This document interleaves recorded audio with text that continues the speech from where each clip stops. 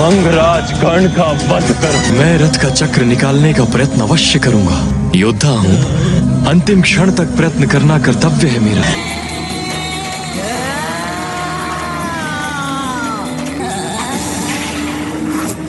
दुनिया का सबसे बड़ा महाकाव्य कोई है तो वो है महाभारत।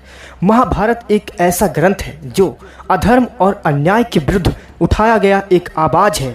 आज मैं इस वीडियो के माध्यम से आपको कृष्ण और कर्ण का वो आखिरी संवाद बताने जा रहा हूँ जो शायद ही कोई जानते होंगे। ये संवाद उस समय की है जब कर्ण के रथ के पहिए जमीन में जा फंसती है। कर्ण उतरकर अपने रथ के पहिए को निकालता है। तभी श्री कृष्ण ने अर्जुन को आदेश देता है बाण संधान करने के लिए। अर्जुन बाण संधान करता है और ये बाण कर्ण के गला में जा लगती है और कर्ण जमीन पर गिर जाता है और धराशायी हो जाता है। अंजलि का अस्त्र का प्रयोग कर।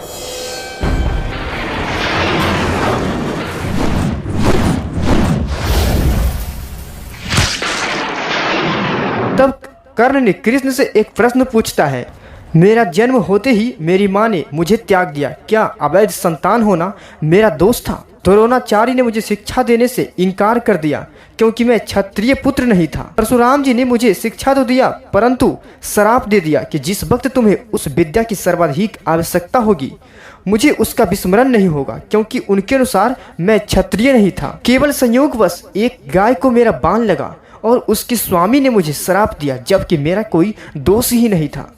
द्रौपदी स्वयंवर में भी मेरा अपमान किया गया। माता कुंती ने मुझे आखिर में मेरा जन्म रहस्य बताया भी तो अपने बेटे की रक्षा के लिए। इस जीवन में मुझे जो भी प्राप्त हुआ है वो दुर्योधन से ही हुआ है, तो अगर मैं उसकी तरफ से लड़ूं तो मैं गलत कहाँ हूँ? श्री कृष्ण ने कर्ण के प्रश्नों को बड़े ही ध्यान पूर्वक सुना। फिर कृष्ण ने उत्तर दिया, कर्ण तुम जानते हो मेरा जन्म कारागार में हुआ। जन्म से पहले ही मृत्यु मेरी प्रतीक्षा में घात लगाए बैठी थी। जिस रात मेरा जन्म हुआ उसी रात माता पिता से दूर किया गया। तुम्हारा बचपन खड़ग, रथ, घोड़े, धनुष्य और बाण के बीच की ध्वनि सुनते बीता।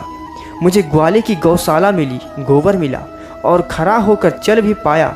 उसके पहले ही कई प्राण घातक हमले झेलने पड़े। कोई सेना नहीं, कोई शिक्षा नहीं, लोगों से ताने ही मिले कि उनकी समस्याओं का कारण मैं हूँ। तुम्हारे गुरु जब तुम्हें शौर्य की तारीफ कर रहे थे मुझे उस उम्र में कोई शिक्षा भी नहीं मिली थी। जब मैं 16 वर्षों का हुआ तब कहीं जाकर ऋषि संदीपन के गुरुकुल पहुंचा।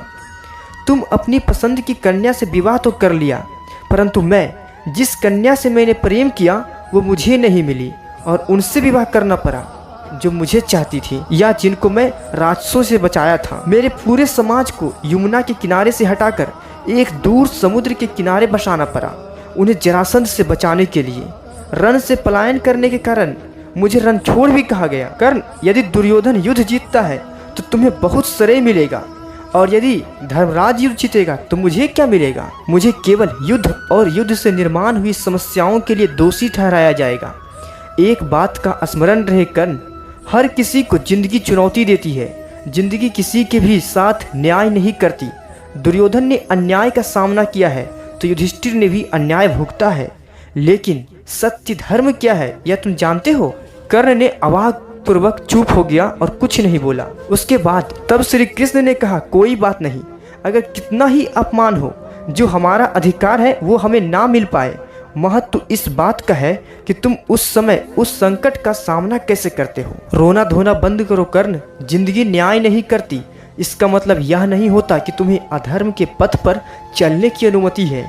गाइज, श्री कृष्ण कहना चाहते हैं कि कोई भी व्यक्ति को कितना भी अपमान क्यों ना मिले, उनकी जो अधिकार में है वो उनको मिले या ना मिले ये महत्व नहीं रखता है, बल्कि आप धर्म के पथ पर चल रहे या नहीं चल रहे मायने वो रखता है। मानव का एक ही धर्म है कि वो सदैव सत्य की मार्ग को चुने और मानवता धर्म को अपनाए। तो दोस्तों ये वीडियो आपको कैसा लगा कमेंट बॉक्स में जरूर लिखें और ऐसे वीडियो के लिए आप हमारे चैनल को सब्सक्राइब कर लें। थैंक्स दोस्तों, मिलते हैं अगले वीडियो में एक नई फैक्ट्स के साथ।